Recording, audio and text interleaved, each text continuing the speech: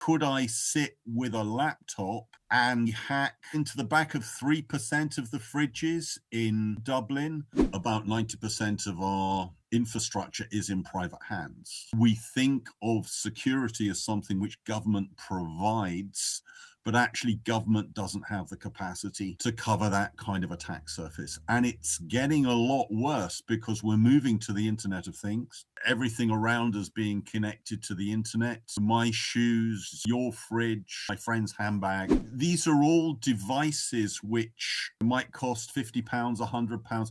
What that means is the amount of money to provide security is very low. And these devices can become instruments of espionage or sabotage. 5 years' time, when most fridges connect to the internet, could I sit with a laptop and maybe hack into the back of 3% of the fridges in Manchester, Birmingham, Dublin, cause them all to catch fire simultaneously on a windy day?